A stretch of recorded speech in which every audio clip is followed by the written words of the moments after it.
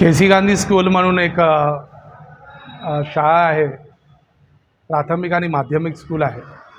त्या स्कूलमध्ये भयानक मोठा प्रकार घडला आहे।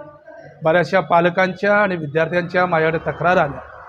त्या तक्रारानुसार कपाळावर टिकला विद्यार्थ्यांना आणि विद्यार्थींच्या कपाळावर जी काही टिकली असते, हातामध्ये जो रक्षाबंधन आणि राखी ह्या सगळ्या काढण्यात देण्याकरता जी शाळेने जी सक्ती आणली, त्या सक्तीच्या विरोधात मी शाळेमध्ये जाऊन मुख्याध्यापकांना त्यांच्याशी चर्चा केली का आपल्याकडं अशी ही जी सक्ती केली त्या सक्तीवरता तुमच्याकडे कुठल्याही प्रकाराचा GR आहे का शासनाचा, असा जेव्हा मला विचारण्यात आले त्यांनी त्या गोष्टीमधून पळवाट काढण्याकरता आम्हाला थातून मातूर कारणं दिली।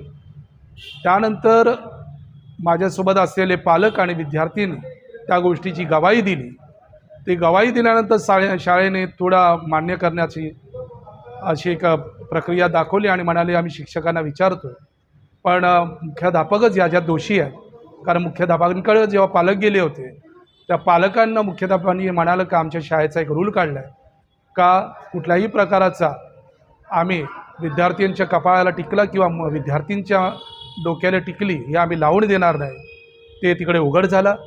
त्यानंतर शिक्षणाधिकारीकडे मी ही लेखी तक्रार दिली आहे।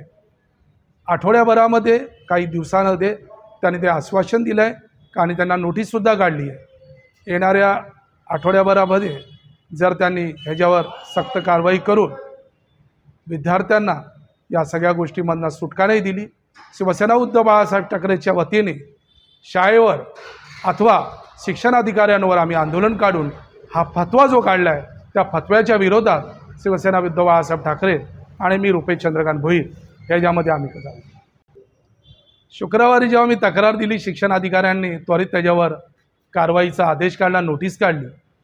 शनिवारी माझा मुलगा शाळेत गेल्यानंतर त्याच्यासोबतही तोच प्रकार झाला। त्याने येऊन घरी सांगितलं का बाबा मला टिकला पुसायला सांगितलं आहे आणि त्याला वॉशरूममध्ये नेऊन त्याचासुद्धा शिक्षकांनी टिकला पुसून घेतला। त्यानंतर मला जातीने कळालं का ही शाळा का ह्यांनी ठरवलेलंच आहे आणि हा फतवा काढलेलाच आहे।